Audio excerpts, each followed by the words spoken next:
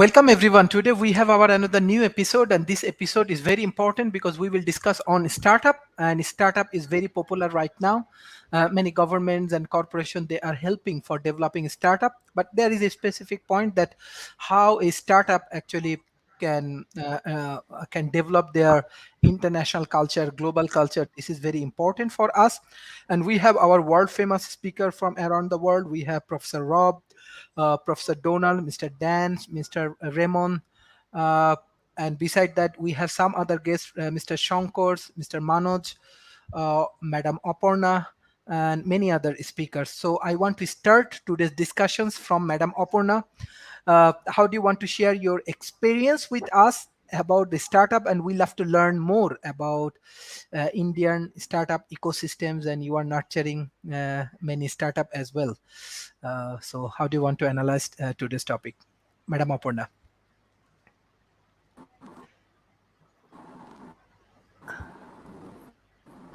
Good evening, everyone from Mumbai.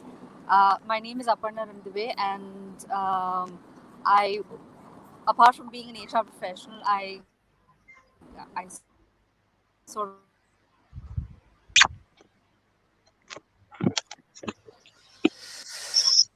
Hello. Good evening. Thank you. I think Madam Aparna has internet issue. In that situations, I want to give floor Dr. Professor Rob. Professor Rob, yes. And thank you, Dr. Mustafa. He's a world famous entrepreneur from Dubai and world class business leaders. So hopefully we can get very interesting views from Dr. Mustafa. Professor Rob, how do you want to analyze to this topic? So I've been involved in a little over 5 or 6 startups in my career. The key parts of doing a startup is you have to have somebody that has the passion to put a team together. They need somebody. Everybody that's not talking, please put yourself on mute. So anyway, you have somebody that has a passion for whatever the project is, a core team. They understand the technology. They understand the market. You need to have somebody that understands the finances and how to produce the underlying product, either as part of the team or as a resource. And you need a path to finance. The startups I've seen fail, and far more fail than are successful. I generally fail for one of 2 reasons. One, that they didn't really understand the market they were going into, the complexities or whatever that were required, and 2, that they lacked financial competence, which means that they were either underfunded or they didn't have adequate expense control, and that tends to drive the thing under. So early on, you need to have somebody on board that understands how to work the finances, and then of course once you're funded and can carry forward, then you can bring on experts in human resources, marketing, and the other things you need. But if you don't get funded, you'll never be able to build a team, and you won't ever be able to get funded unless you have a core team that has enough breadth to convince the funding entity that you know about the market, that your product will fit into the market, and they'll make money from their investment. So that's the critical part. If you don't have those core resources, chances are you won't make it through the funding round. And if you don't have particularly financial resources and you do make it through the funding round, you'll probably still fail because you won't manage those resources successfully. Realize a lot of the companies we have that are big now, Google, Microsoft, or whatever, they brought on professional executive leadership early on to train the founders now to run the company before they could actually do it. Operational competency is a skill. You do need it fairly early on after you've received funding to be able to build a competent company. Companies have been built otherwise, but Apple, Microsoft, Google, they're all showcases of kind of doing it the same way. Bring on board experts early on and then use those experts to build a foundation and then build a company from that. Mm-hmm. Thank you. Thank you. Dr. Mustafa, are you available now? Yes. Yes, I'm very much in this. Okay. We are discussing on international startup. If you share your experience with our audience, it will be really helpful for us. Thank you very much, Mr. Sharif. It is indeed a great pleasure and honor to be on this platform. Many thanks to Mr. Shankar for inviting me on this. And when I saw the list of the speakers, I was really touched by they're so esteemed and eloquent speakers around the world. Many congratulations. See now, coming to the point of the startup. Startup, it all starts with an ideation, and ideation or a innovation somebody has in mind, and he wants to take it further. But only idea and or only that innovation thought doesn't work. Normally, the startup for the startup they have you need to have the 9 pillars in place, and then comes the last one is the most important, which they are seeking. So I will, to my this thing understanding, it everything starts with an innovation or an inventor, and he thinks about a pain point in the or a gap, and he starts thinking to build on it. Now he requires one of the most important person is the planner, who will give a shape to his idea. With this idea, then after it's like in a matrix of a square, the center on the top comes the innovator, then comes the planner who gives a shape to it. After giving the shape to this, you need a promoter. Promoter is a person who will broadcast this idea across the world to each and every person whom who maybe somewhere related to him or even not related to him, but he will make that idea known to everyone. Then comes a connector. From that group of people, he will identify that target audience. With that target audience, that's the area where that idea needs to be pitched. Then comes a mentor in the team, where he always thinks about the people in the organization, and that's the right to bring the right people, to bring the upgrading the skills of the people, and taking it further. It's his only thought is to manage the human resource of the company. And then you require an operator, who is an opposite of a planner. Operator is a person who actually does something, executing it. Like planner is an architect, and operator is like a contractor. Planner designs the building, he doesn't build it. The operator or a contractor builds the building, he doesn't design it. Also important person in the team required is a negotiator, who will negotiate on everything, on the every contracts and every step where certain things needs to be closed. And then one comes a banker, the finance guy, who will have a control on a financial control guy, or who can pinpoint or keep a tap on the funds which is coming in the company. And the last comes investor. If you have all these things in place, the investors will follow this idea. Normally what happens that the innovator directly goes to the investor, and innovator or the person with the idea is a bubbling hot guy. He thinks that okay, this idea is going to take like a wildfire, and it is going to spread it. And the investor is a person sitting calm. He will ask for the market research, he will ask for the project report analysis and everything. So the two things, when they collaborate directly without having the other things in place, the investor thinks that he is a soda water, he's just bubbling right now with this idea, and the innovator thinks that this man is not going to give me money, he's just wasting my time. So when having the entire system in place, you get the right thing done. It's like a 7-lever lock. When in opening any lock, you require all the 7 levers in place, it will open the lock. So this is my outlook on the startup and the ideation. Thank you. Dr. Mustafa, you run one of the largest group of companies. So at present situation, I just want to think about right now. I know you are a very successful entrepreneur, successful leaders from Dubai.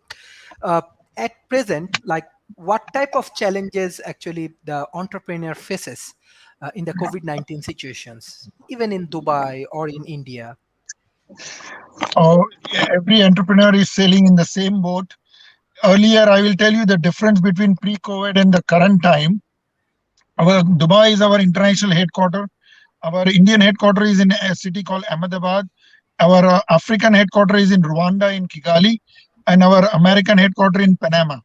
Now, all this, the pre-COVID situation was we were having a 1 year plan with 6 months milestone and everything in place monitoring this. The current situation, earlier we squeezed to a quarterly plan, which didn't work. We came to a monthly plan, which didn't work.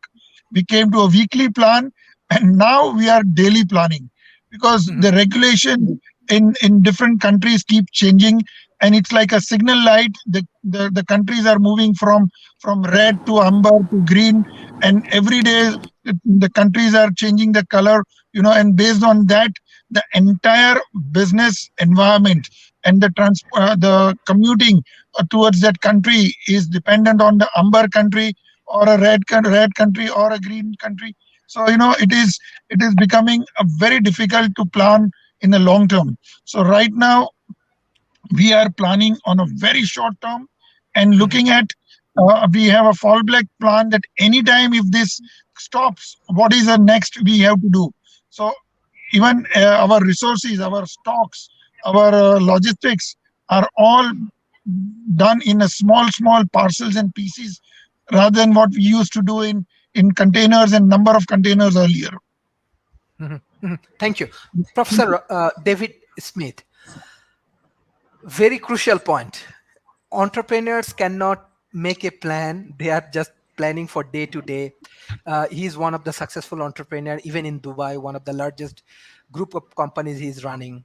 Still, he's struggling. So, in that situations, what is your advice for entrepreneur and for startup? Well, I've been involved with starting several companies and as an advisor to hundreds more. Mhm. And as I look at successful startups, I think they have some characteristics that are common, which answers your question a little bit more. Uh, Most startups bring a team around them because group intelligence multiplies their ability to be successful. Uh, and it can be a team of people they hire, like Rob was talking about with Mhm. many of the successful Silicon Valley companies. It can be a team of advisors. It can be mentors. It can be many different places. One of my mentor was Michael Dell's first advisor back before he even founded Dell. And bringing smart people around you is one of the keys. Um, I do agree that short-term planning is very important today, but I have seen very few companies succeed based on short-term planning because you see companies who can put together a proof of concept and then never go further because they were so involved with producing that proof of concept that they missed that the market was moving. They missed that competition was coming in place. They missed that their markets had shifted because maybe they were looking locally, but the global market was where they had their sweetest spot to be successful.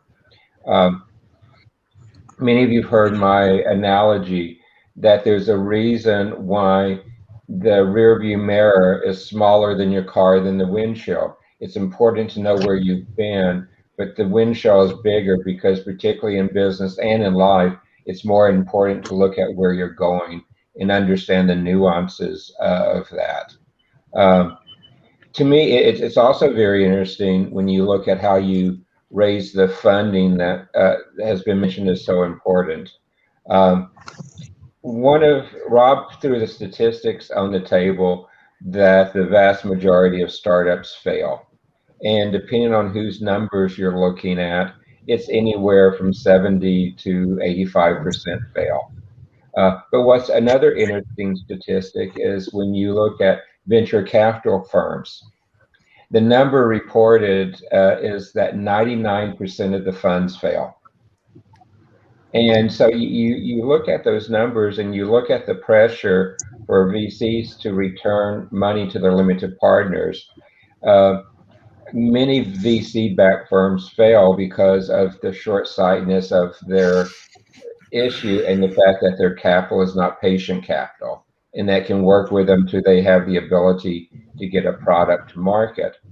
Uh, to me, some of the best funding is to do friends and family, and then strategic investors who can support your issue going forward. The Mhm, concept of corporate funding, corporate VC, corporate innovation funds is a relatively new one, but one I would highly encourage startups to explore because they usually invest because they have a need for your innovation in their company. mhm, And therefore, you begin to set up a customer pool, and you also set up an expertise pool that can help you be successful. There's many other things, but I think, Sharif, those are some of the mhm, nuances as you look at it. mhm, But the mhm, other one is do avail yourself of the experience of others who've gone through the process before. Each one is different, so get a variety of input and not just one. mhm, mhm. Thank you. Thank you. Uh, I have new friends, Mr. Raymond. Mr. Raymond, how do you want to analyze today's topic? I have few more questions because today's discussion is very interesting, very helpful. Maybe many traditional organizations, they get some sort of guideline from our world famous speakers. Mr. Raymond, can you unmute yourself and discuss on startup issues? Good afternoon, Sharif. Or good morning, good evening, depending on where you are. Can you hear We me cannot okay? hear you. Yeah. You hear me now? Yes. Okay, fantastic. Good afternoon, everybody. Um, well, I've kind of limited experience with regards to startups, although an existing company that I've been a part of for well, we passed the 10-year milestone just as we were looking to repurpose, rebrand, and everything. So we more or less have been in hibernation almost 2 years now, and we were able to use that the first lockdown as a moment to begin what we called our purpose discovery. Um, our business, our tourism company, was focused around a purpose, which was to connect people to different cultures. And so we spent the next 6 to 9 months working on developing what is our purpose going to be as we move forward into the future.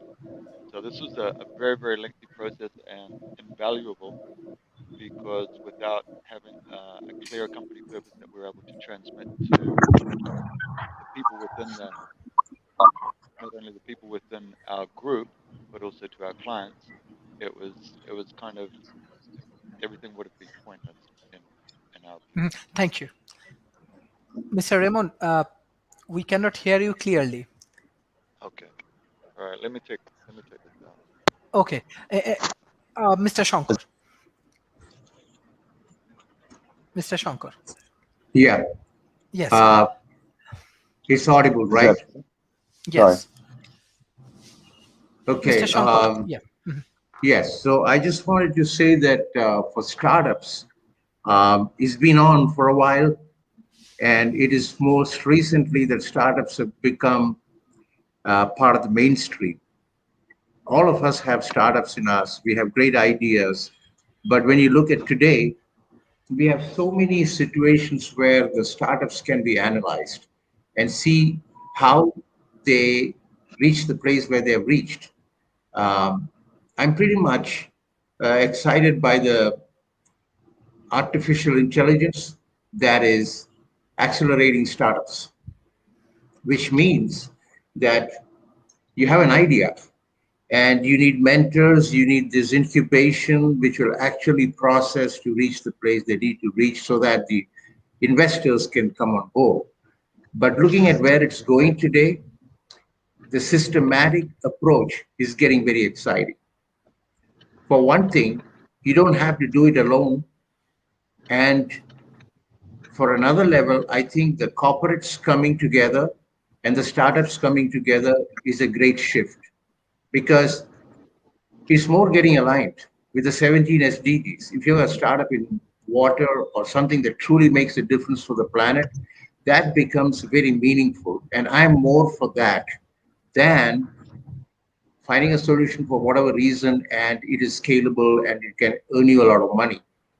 So the coming together of the new intelligence of the youth or the startup, along with problems and pain points of a company, can come together. And a startup can actually find a solution using AI. What that means is your idea can be taken from various levels of the systems. You can scrap data, you can go through research work, you can look at so many use cases in the area that you're trying to find a solution, and that can be graded today. That the technology level is at 4, 5, 6. What that means is it is more systematic. It's no more gambling. It's no more showing to each and every investor to see if he has an interest, but more getting aligned to match his requirement where he wants to put the money, and coming up with solutions and business plans and everything else to make it functional. When that is achieved, you got a prototype, and you have this prototype and you can scale it up. And there is no startup without scale up. We are actually making a startup because you got a fantastic idea and you want to truly make a difference around the world and shift that into a real product that can have great impact. This is where I come from. And we run a lot of courses in turning non non-programming, non-coding people to how to accelerate their startups or turn their pain points into solutions using certain sophisticated algorithms and systems. So now it is very interesting and exciting time because a human being can think and the machines can work for his thoughts and come up with something, a joint effort to come up with some highly effective solutions. This is where we're going, and I just thought I'll share that with you. Thank you. Thank you, Mr. Dan. Let me unmute. Okay. Yeah, thanks again for the opportunity to talk about this important topic. I think when people do engage in a new startup, they sometimes neglect some other creative business models that are out there. One of them is called a time bank, and it's basically the idea of people trading their labor, 1 hour of one kind of labor for another hour of another kind of labor in a community. And I think this could be a really good way to build a team of people, which could then become a even more successful startup. There's a information on how to do this at timebanks.org. If you want to find out that there's free software that lets you run it. Usually it is a neighborhood-sized group of about maybe 20 to 70 people, and they have potlucks a couple times a month to kind of get to know each other and know what each other's skills are. And this is kind of something that could lead into something like a cooperative. In fact, most people don't know that the largest cooperative in the world is in Spain. It's called Mondragon, and it started in 1956 with just like a Catholic priest and a few hungry people. And now it's got 80,000 employees, 31 businesses, and like I said, it's the largest stakeholder-owned enterprise in the whole world, and it's very successful. This is being duplicated around the world when employees actually become owners of a business. I think the famous motorcycle company Harley Davidson was going to be sold off at one point, and the workers in Wisconsin there actually got together and made it an employee-owned company. And there's actually money to be made by doing these kind of conversions from standard investor-owned to actually employee-owned.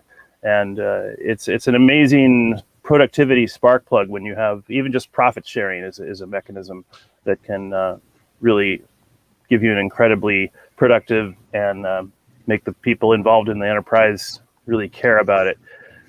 So those would be a couple of thoughts I would throw into the plasma pool on the startup conversation. Thanks. Thank you. Thank you.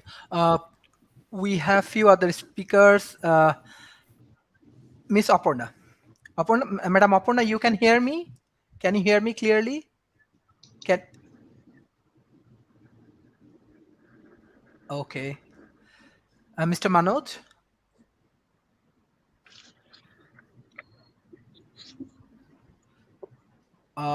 Mr. Hital. Yeah, coming up. Yeah.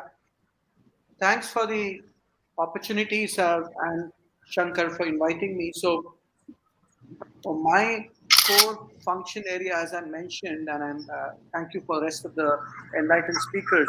So, I'm actually living the startup hands-on. So, we have a healthcare startup which I am the co-founder. I'm an investor also, and our healthcare startup started actually 3 years back.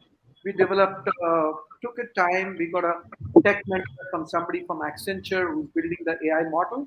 So, in short, and I'm going to explain to you through my eyes and the practical aspect of it. I've been an investor, co-founder from the beginning, bootstrapped everything. So, what do we do? So, we realize the problem statement in healthcare, and we realize there are non-communicable diseases like cancer, heart diseases, diabetes, eye-related diseases like diabetic retinopathy, glaucoma, which can be screened earlier with some device-based models, and we pick those and we build those algorithms, put this on a platform to create platform economy, and this can be deployed in any rural village, any primary healthcare setting, wherever, to do early screening and diagnosis, get this early thing, and then they can be referred to, if it's a cancer, to oncologist for the hospital, etc. And we have built a patient health record tracking and tracing so that the patient outcome is delivered. So this is just one example which I'm leading, and I totally agree with the rest of the speakers that you need to sustain, you need to have funding, you need to have a larger goal. It has to be a scalable model. It doesn't come easy.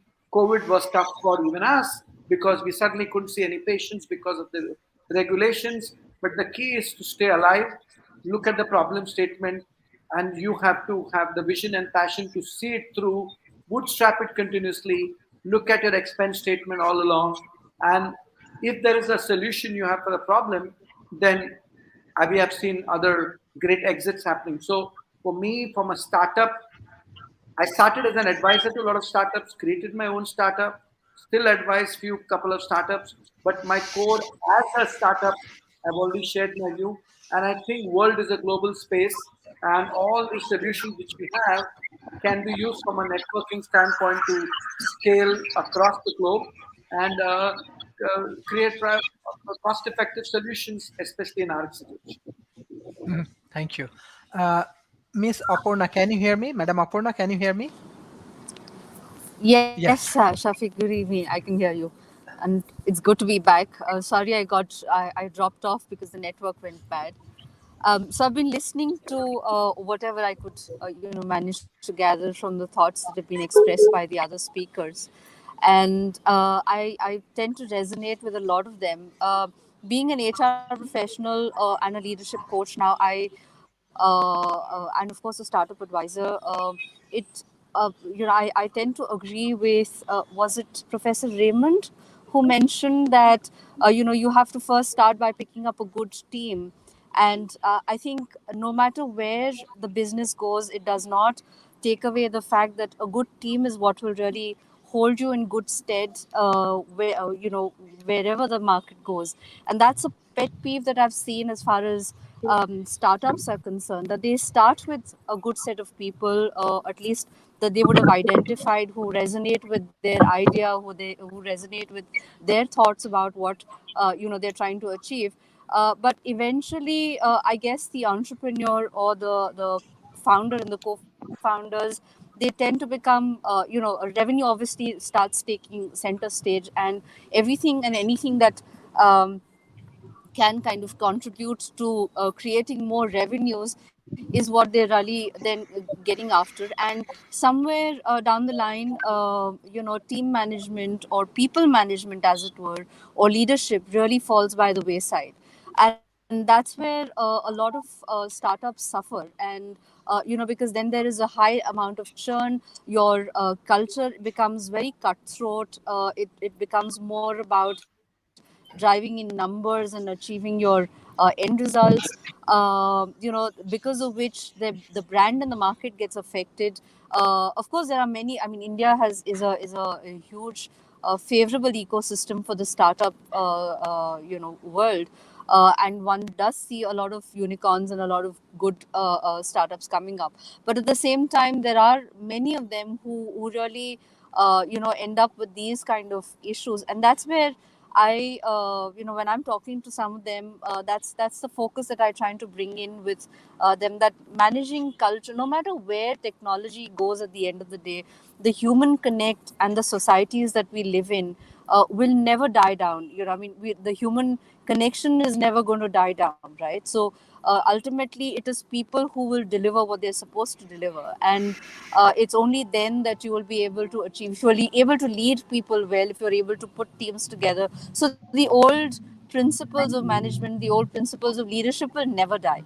So they will continue. And that's the thing that I try and focus on when I'm talking to, or when I'm advising entrepreneurs, in terms of modernizing the way the organization is, their policy frameworks, or what they're having their employees to work in. Or somebody, I think somebody mentioned about having employees have a sense of ownership and a real ownership in the business. So we saw Infosys grow from where it was to where it is today, because not because, but one of the things that contributed is that every employee within Infosys feels like an owner. So right down from the to the guard of the organization, everybody is a co-owner in the business. They have shares in the business. So everybody is really wanting to understand and wanting to contribute to where the organization is growing. So these are things that possibly startups can look at in terms of creating a favorable culture, favorable employee experience, as it were, not just a customer experience. And like Richard Branson says, that a happy employee will obviously make a happy customer. And if you guarantee, or if you give a good employee experience, that employee will be able to give a good customer experience. So startup or a steady state, every organization needs to focus on this. So that's my two bits on this. Thank you, madam. Professor Rob, now your turn. You are world-class business analyst. There are many points come. Someone discuss on funding, someone discuss on venture capitals, crisis, day-to-day plans, even AI-related thoughts, human resource developments, how we can connect everything properly, and how we can develop a global organizations. Uh, as you run some of the famous corporation like IBM's and the Microsoft and HP and some famous organization, how actually this kind of global organization, they create their brand and create their organizational environment, which is very important for internationalization. Well, the old-fashioned way was through marketing. Today, though, we've got other options. You can create a brand and a lot of visibility through the social networks. If you know what you're doing, we have a lot of online advocates that have appeared. We call them social media influencers that have popped up and can carry brands rather far. But it is about creating visibility, creating interest in the brand, and carrying forward. A lot of the products that have been successful on Indiegogo were created and successful that way. That not much in terms of a marketing budget, though. Increasingly, I'm seeing some of these projects actually market on Facebook as they attempt to pull people in to fund their offering. But social media is playing a much heavier role in this, and influencers are having an interesting impact on how products are created. One of the things I want to point out, though, if you're building a small company, is don't be thinking about getting rich. It's very rare that a company starts out where the goal of the founders is simply wealth. That works out. Generally, the partnership or company falls apart as people fight over money pretty quick. So the goal, if you're starting with us, you're going to work for a startup or whatever, you want to see the passion for the product, the passion for whatever it is the company wants to accomplish. If there's a passion for, let's see if we can retire in 3 years, or let's see if we can be the next set of billionaires, I just chances are that's going to end badly, and you might want to start your career someplace else. Now, you talked about how you pivot to becoming a national to a multinational company, and there are all kinds of tricks to that. But of course, that comes well after the startup phase. Now, when I was in school, we talked about companies having 3 phases. You have the startup phase, you have the transition phase, and you have the sustaining phase. If you're gonna go into multinational, that's kind of after you've been in sustaining as a national entity first. To move multinational, the best the 2 companies that have arguably done it best. Well, the one I know the best, of course, is IBM that did it early on, but moved out of the native country, built up satellites in the countries they wanted to go into, and very closed off environments like Japan accepted them like they were native like they were a native company, because they built a firm in Japan, staffed with Japanese people that understand the culture. Toyota, when they broke out of Japan, they were the first and arguably the most successful Japanese car company to break out.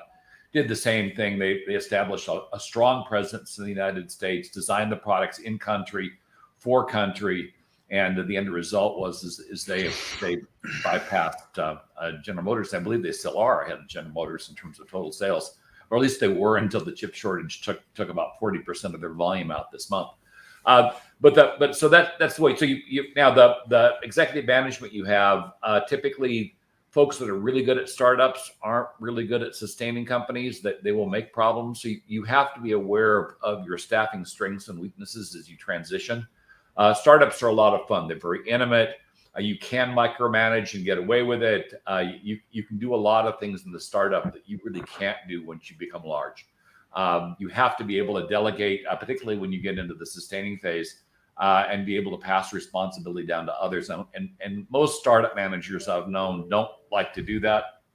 And suddenly the job becomes unexciting for them, and they're likely to introduce excitement. I would look at Elon Musk as a guy that may have stayed too long in some of his companies than he should have, because you look at the problems that he has, the fights with the SEC, the online arguments with other people. That's because he's kind of bored, and he's doing things that he shouldn't. All avoidable mistakes, all problems that he's creating himself that wouldn't be created if he was just focused on the business, as opposed to seemingly focused on the next piece of excitement.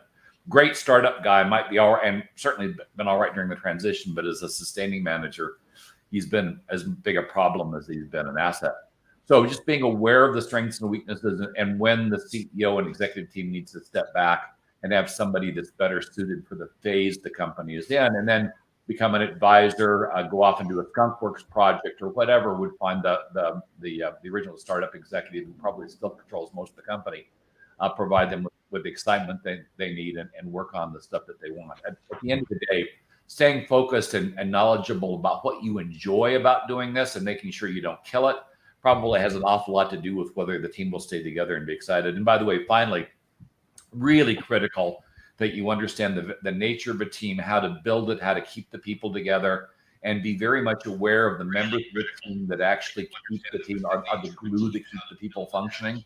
I've done some postmortems on failures, and surprisingly enough, often it's the departure of an admin or a secretary that has resulted in the failure, because they were the ones that kept everybody working together. They were the ones that tamped down the tempers, got the people that had difficult personalities to work together, and smoothed the feathers. And you lose those critical resources, and you forget that they're there, and then suddenly stuff just starts coming apart. And because you didn't know what it was that was keeping people together in the first place, you have no idea how to fix it.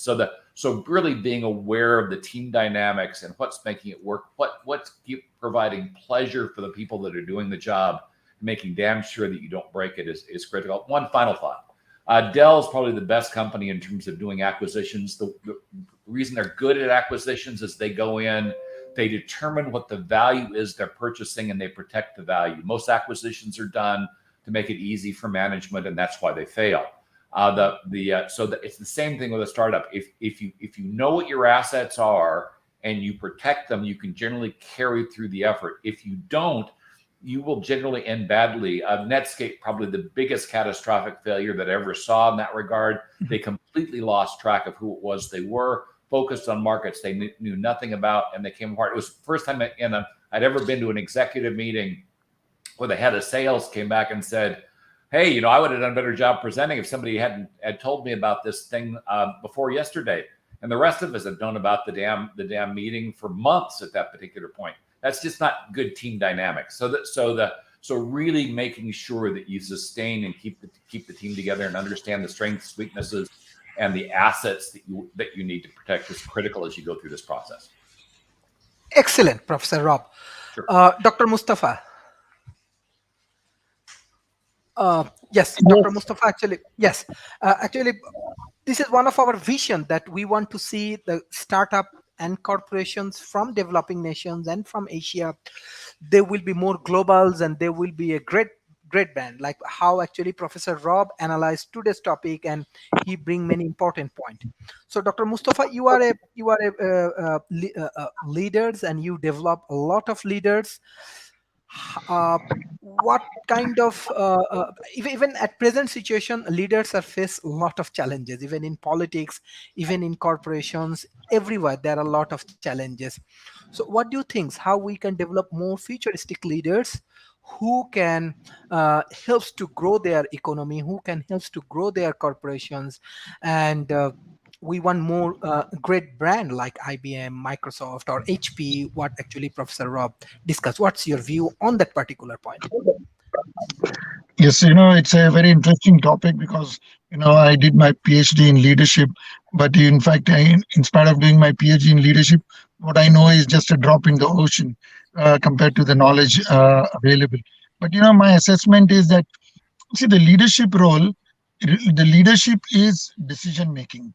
The leadership, the essence and the requirement of the leadership is building a vision and a mission, for this, for the company. See, many a times I always say that even especially for the startups, and since we are talking more about the startups, that the vision and mission is the most important thing for a leader in the organization.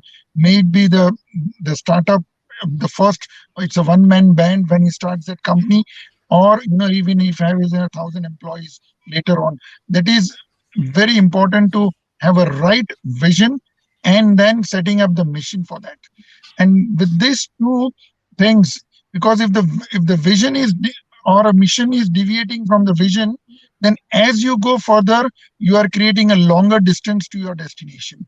So the leadership role in the organization requires strategies, decision making, and the vision and the leadership. See, Mahatma Gandhi has wrote in his book that the direction is the speed is irrelevant if your direction is wrong. So however fast you are going, but if you are going not in the right direction, you will reach somewhere but not to your desired destination.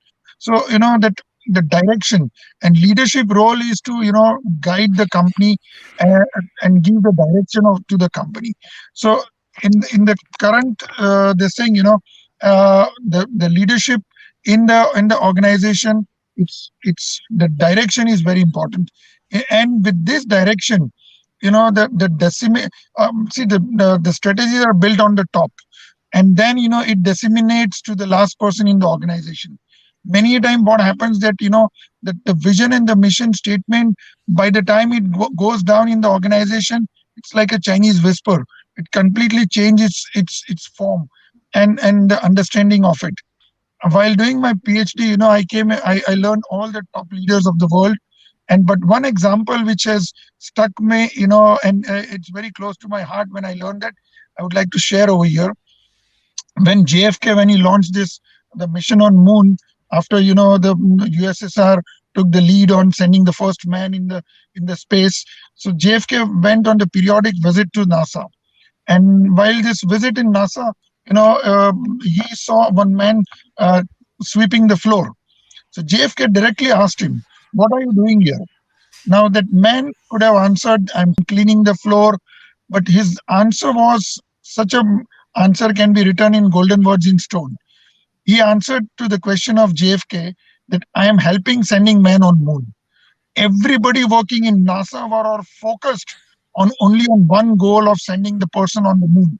So that the vision of the leader, what he has created, he has to ensure that he disseminates in the organization without diminishing its values. So that is the leadership role is not doing things; it's getting things done, and everybody keeping everybody aligned to what the company's objectives and goals are. So this is my outlook on the leadership role in the organization. Excellent, excellent. Dr. Mustafa, World Talent Economy Forum, we have our excellent vision next month with the collaboration of Malaysian government, environment ministries, with all of our world-class speakers. We will launching our event in Dubai Expo. So you are a great leaders. Hopefully your leadership will help us to enhance our the activities in Dubai. And definitely we have a visions. We want to create a knowledge-based community. You can see that all of our 354 episodes, all of our world famous speakers from around the world, they are joining in these discussions, and they are moving with this open dialogues, and they all of their, including you, all of their experience is priceless. And we want to develop a 1 million people, and definitely we want to develop a knowledge-based economy. Already many universities, we have 675 universities as our partners. Many students, youth communities around the world, they are joining. Some of the students already start research and PhD on talent economy. I believe with all of our collaborations and partnerships and contributions, we can develop a better communities, and we can develop a better worlds. This is our vision. So Professor Yes. David Smith. In fact, being Yes. being the only person from the UAE, and next month you are having a expo presence. I invite all the esteemed speakers and be my guest, and it will be a great honor to host you in Dubai. Thank you, doctor. Thank you, doctors. So when everything offline, we will launch our offline event with the leaderships of Dr. Mustafa. Professor David Smith. Thank you, Professor. Professor David Smith, you are world-class CTO. Technology play a very good roles. Technology is very important. And another things, we have many organizations still, they need to develop their capacities if they want to survive even the COVID situations. What is your advice? What is your guidelines? And how we can do that? Oh, that's a complicated question, Sharif. But first, Dr. Museso, thank you for your wonderful invite. I can't wait to go and see Expo 2020 when it finally happens. We look forward to being in the pavilion there and seeing all the great things that are happening in UAE. The ability to apply technology to solve the problems, particularly around the COVID time and what's happening, is really, you have to step back and understand technology. If you look at the definition of technology, technology is not a thing. The best definition that I like is technology is the application of knowledge to achieve a result. And as we examine what it is we're trying to do in our capital cities, in our regional cities, in our companies, and in our startups, it's really how can I best apply the knowledge I have to meet a need? And sometimes we forget that. I've seen many companies do technology for technology's sake, and most of those fail. Most of those initiatives fail. I loved Rob's discussion around Dell. I've seen some fantastic success at Dell, and I've seen some pretty big failures at Dell too, like when they wanted to get into the consulting business and they bought one of the companies to try to do that. I had quite a few friends who lost a lot because of that. And you see those type of things happening all around. One of the things Dell did well is they set a strong internal vision, but then they relied quite a bit on outside mentors, outside advisors to help navigate the waters to be successful. if I'm trying to do that today in the world, particularly around international startups, I would start by tapping the knowledge you have on panels like the one you have here today, Sharif. And tap not just the tangibles. We can study the tangibles pretty well. But what I believe is one of the things that makes startups and governments more successful is their understanding of the intangibles. I think if you look back in your life, I know when I look back in mine, my greatest success and my greatest failure was not because of the tangibles, but it was the intangibles. And I would counsel people to try to understand both of those sides. In my futurist work, I have a framework of 6 views of the future, and use those to try to factor out error. And that's the other thing you see today. It's so easy today to take 1 or 2 data points and use that to plan your startup on, or the actions to support the startup, without understanding the complexity of the issues you're dealing with. Thank you. Mr. Shankar.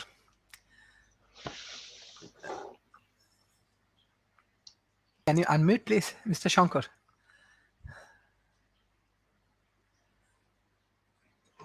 The leadership itself is a very, very interesting phenomenon, because when you see anything that is happening, the intangible, as you say, is the leadership aspect of anything.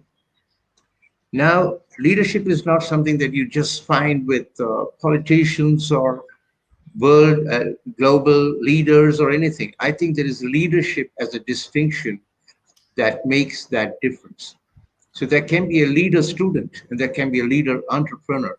What that means is there is something unique about a human being, that he does it the way he loves to do it. And he has a unique thought. He has got his unique way of doing it. And he achieves something very unique outside the box. But it needs a certain kind of courage, because most people are programmed in their schooling. And the schooling will actually, it's anti-leadership. It's all about following the format, following the format. So I would say, how come we do not have these world-class organizations out of India like IBM and this and that?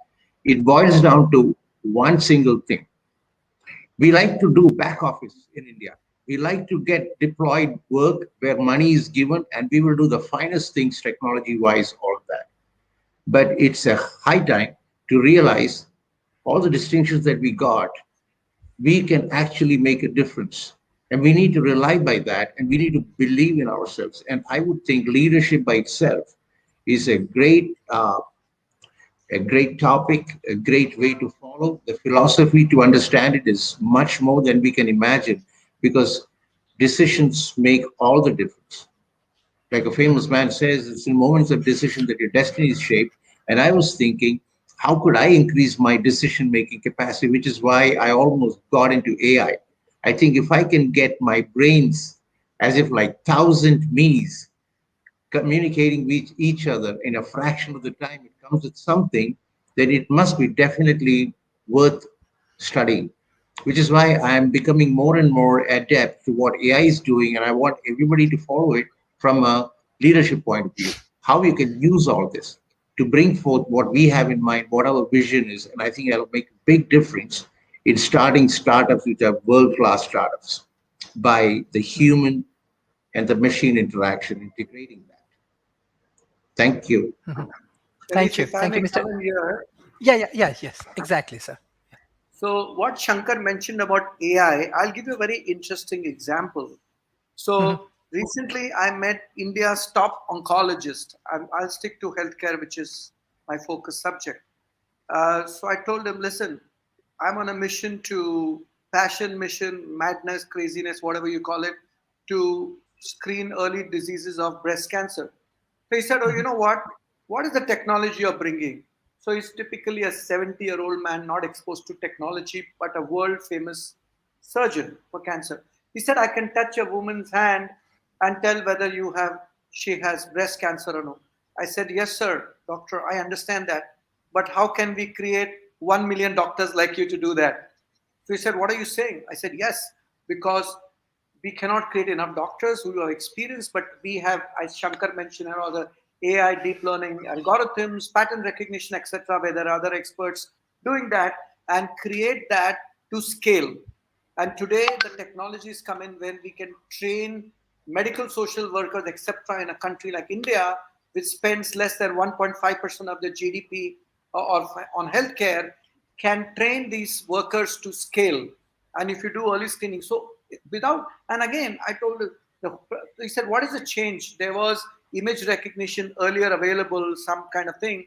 20 years back, he's gone to Anderson Hospital. I said, yes, the only difference is with quantum computing, cloud computing, and the power of newer technologies coming in, the art of possibilities. And there gave him an example of where else could you think of a vaccination for COVID being created in less than 7 months. This is because the world has come together, thinking, technology, etc. This, meeting of all that. So I just wanted to add to what Shankar said is the way of startup combined with all the other aspect of leadership, seed capital, proper capital, prudence, market size, POC, etc. I think is a marriage and connecting of all the dots which can help make a global startup. Thank you, sir, for your valuable discussion, Mr. Dan.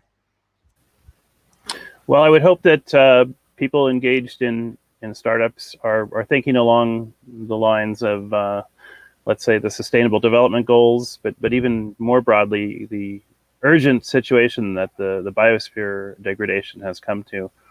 Again, I'm a big fan of emergency preparedness. I've taken what's called the CERT training, Community Emergency Response Teams. That's a great core knowledge to help your neighbors when catastrophes strike. And the problem with humans' nature is that we don't act until we're forced to. We don't really, respond to a catastrophe until it's right in our face. So that's just an aspect of human nature you have to deal with. We're not by nature proactive. We're sort of passive and reactionary. But I think we need to learn to build a culture of empathy with our neighbors. Again, the time bank idea is a great way to do that. Amateur radio. That's my call sign in my on my screen. KK6 BDR, extra class call sign. That's a community of 3 million people around the world that are priceless when it comes to disaster communications. And it's a great community too. You could find a lot of talent in that community. And then the other thing I love is the permaculture community, a worldwide community of people developing food forestry, integrated agriculture. We used to have that before the pre-colonizer days. The first peoples managed the land around them in this way. So if you're starting a business, think in terms of regenerativity and undoing the damage to the biosphere that's been caused. Thanks. Yeah, yes, definitely, Mr. Dan. We need more visionary leaders like you and political leaders like you. Thank you, Mr. Raymond. Mr. Raymond, can you hear me? Yeah. Yes, I can hear you fine. I'd just like to pick up that it's this discussion on leadership is really interesting because of the duplication of leaders is obviously what's going to propel us in whatever area that we're in. And we have been working with an organization using a system of holacracy for some time now, which is a method of giving ownership to roles or autonomy to roles for people within a business or within a business structure, which is really interesting too when we start to look at ways of giving people more ownership over not just their roles, but also perhaps in the company as a whole as well. So these holacratic models, I think, are going to become more and more important as we move forward. Certainly, if we're developing the leaders, we're going to need to have structures that are designed or that encourage these leaders to be able to express themselves and to fulfill these roles in the best possible way. So there's lots of interesting things happening. And once again, thanks very much for the invitation, Sharif. Thank you, everyone for joining today's sessions. I directly want to go for the concluding remarks. Before that, I want to request all of our global leaders and all of the entrepreneur, political people, corporate personalities, and our audience. Please share our content as much as possible. We are trying to developing a very valuable communities, and I'm sure their experience, their thought, their open dialogue, everything is priceless. Everything is valuable for these today's communities. Even the COVID-19 situation, I saw that our education systems have collapsed. Our corporate cultures and many things need more help. Our government system need more like collaborations with corporations and academy. So we need to work together, we need to work hard, and we need to create a better economy and better sustainable economy. World Talent Economy Forums actually working for that. We are more on futuristics. We believe in modern science, modern engineering and technologies, and we are advocating for modern science, engineering and technology. We have our excellent board of advisors, excellent brand ambassadors, and we want to add all of you in our organization, because your collaborations and partnerships are very, very important for us. Mr. Manoj, Mr. Raymond, I think this is the new for you, so you can join in our World Talent Economy Forums. Mr. Shankar, Professor Robs, Mr. Dance, Professor David Smith, everybody, World Talent Economy Forums board. And especially I want to invite Dr. Mustafa as a board of advisor, because we do not have representative in UAE. You can join in our board as a board of advisors, and I'm sure with our excellent team you will be very happy, and our global community can get lot of solution from World Talent Economy Forums. So thank you everyone for joining today's sessions. I directly want to go for concluding remarks. I want to start from Professor Rob. What are the concluding remarks for today? What the excellent advice you want to add for the global community?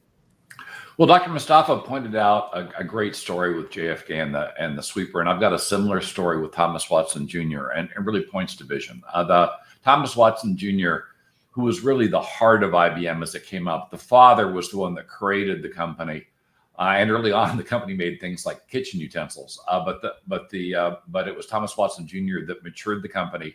He'd been an ambassador, been in the military. He had a relatively good view of how leadership should be done. And one of the practices that he had is he'd come into a site and he'd sit down with a random employee and he'd ask the employee how they fit within the organization. Very similar to what JFK was told about the sweeper. If he got a response that indicated they knew how they were contributing to the goals and aspirations of IBM, he was happy. If they didn't, he left that meeting and he went in and he met with their upline, their managers they reported to, and those managers were called on the carpet for not doing their jobs. So everybody, and trust me, if you got your manager in trouble, it was not something that they let you forget either. So it really drove down into the bowels of the company, which was at a pretty good size, dominant at the time, that everybody needed to know why they were there. And so many companies fail because people just don't really remember why they were there. Ironically, when Louis Gerstner took over IBM, his biggest problem was vision, because he didn't understand the technology. And so the end result was he was always confronted with what he called the vision problem, and he didn't have it. And while he was able to help turn the company around, he wasn't able to carry it forward. It required bringing back in another IBMer who had been properly trained, Sam Palmisano, to start focusing the company on expanding and carrying things out. Though I should point out, Gerstner did fix IBM's image problem, which was the most dire I'd ever seen in the company. Only time I'd ever seen a brand go negative, which means people would pay more for a non-branded product than they would for an IBM branded product for a period of time. And that kind of a problem will put you under. So vision is incredibly important, and preserving that vision through all phases of the company is absolutely critical, because once the company loses the vision, once the company loses who it is, and loses, one other thing Thomas Watson Jr. said was be ready, be willing to change everything but who you are. And that's the vision. It's the vision part. It's the core. It's why you're there. And if a company forgets that for any length of time, they will most certainly go under and fail. So vision is incredibly important. So I wanted to just build on what Dr. Mustafa said on the vision idea. Is far more important than I think a lot of people realize. Thank you, Professor Rob. Professor David Smith, what's your concluding remarks? International startups should be deliberate with what they're trying to achieve. The story that Rob told was one I can personally relate to. I did a project when Gerstner was CEO to look at innovation inside IBM and to see if IBM's patents were being used. Real interesting, at the end of that study, almost 95% of IBM's patents were never used in a product. And you can innovate, and you can sometimes innovate for purposes to prevent others from innovating, but you need to use your innovations and be deliberate about your innovations. Today, startups are global from launch outside the personal services industry. One of the first things any startup does is launch a web page. It's discoverable. You need to think globally and act locally in the first stages of your startup. Use the things that are around you that you can touch, take advantage of, but rely on expertise globally. Look at partnering. Early stage of startups try to do everything themselves. Oftentimes, a well-paced joint venture or partnership will accelerate a startup, particularly an international startup. Please understand there's folks out there to help.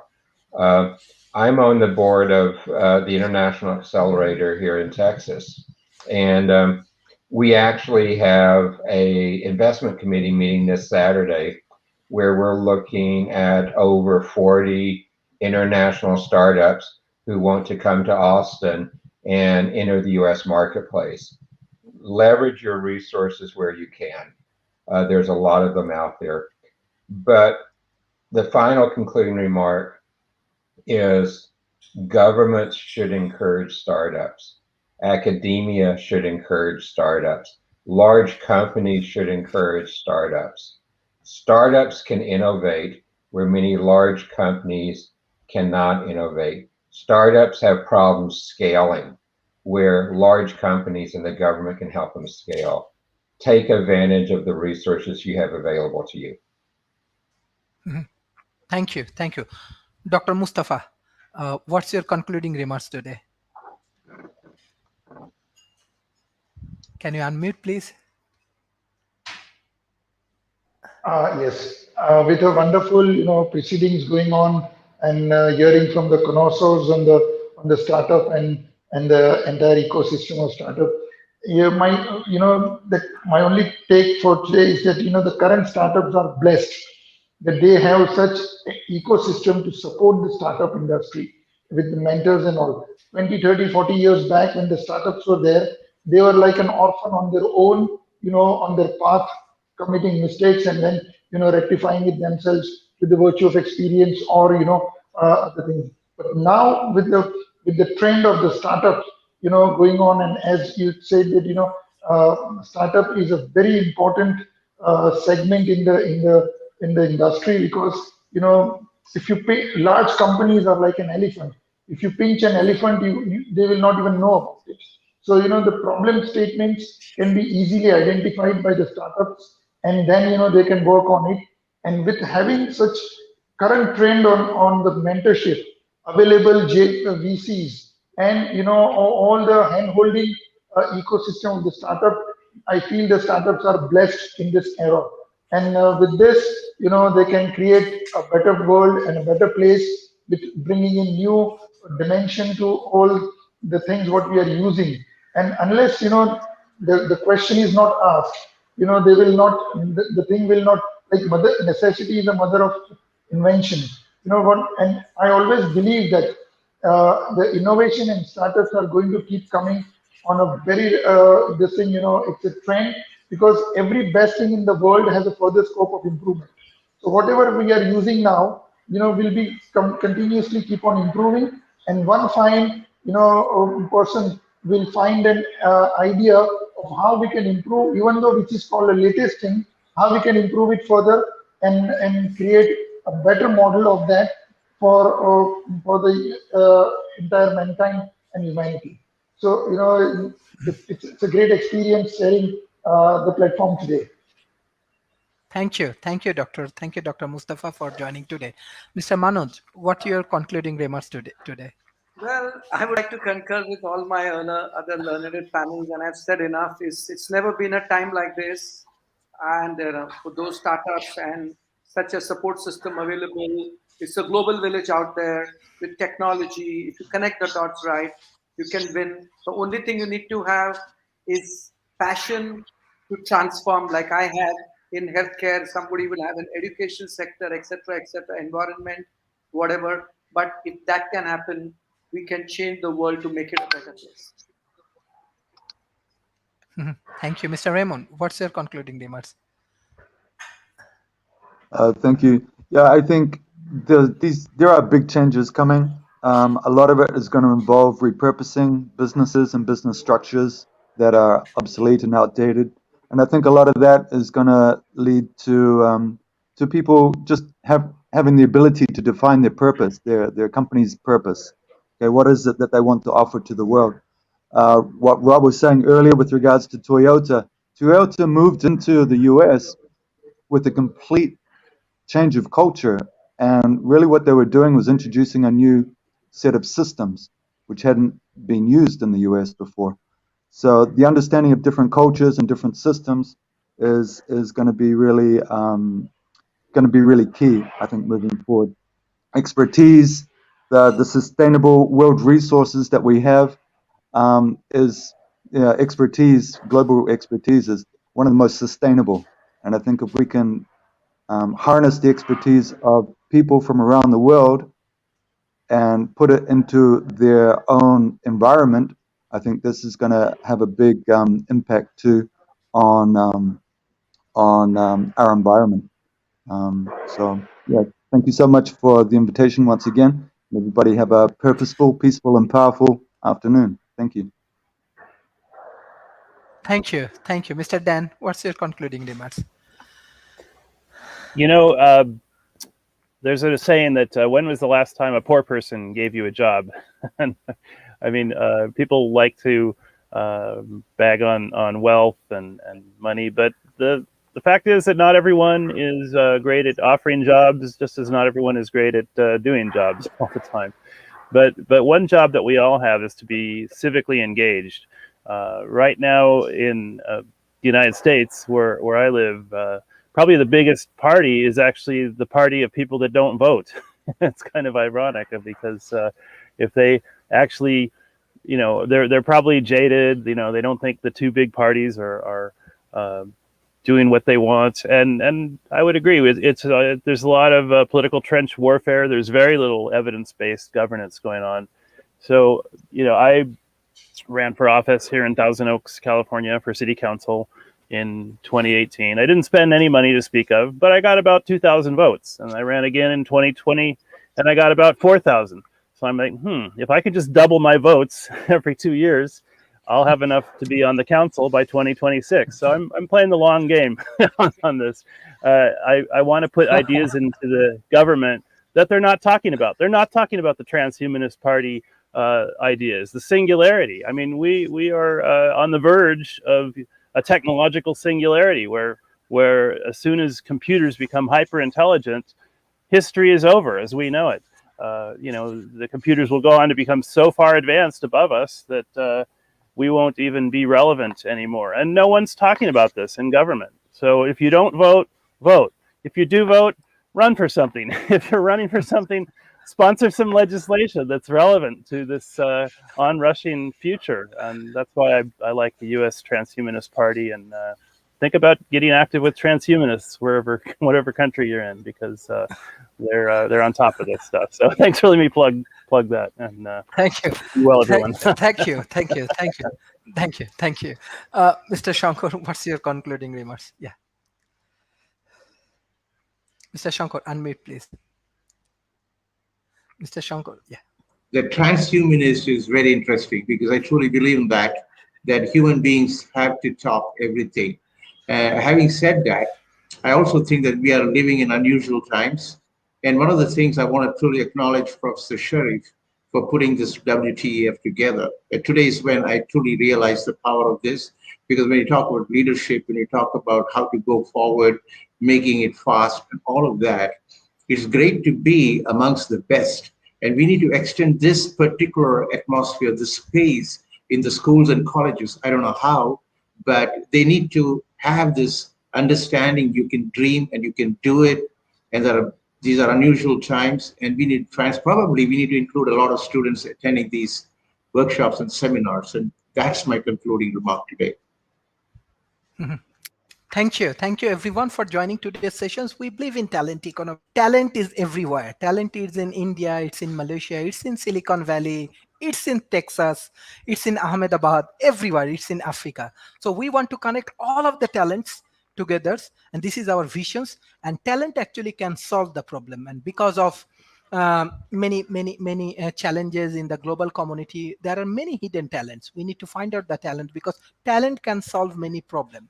Talent can help the global communities. Yes, maybe we do not have the culture from like Silicon Valley, but still we can work together. We can learn from each other.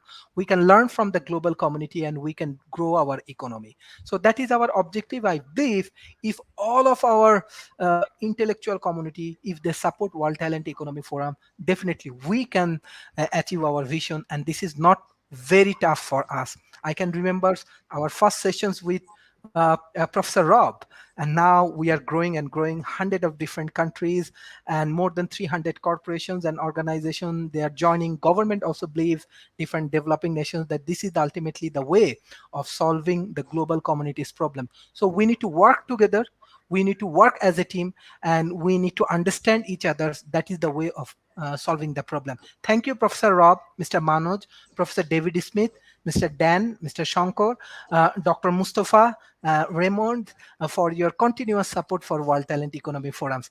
Thank you. Bye-bye and take care. Thank you.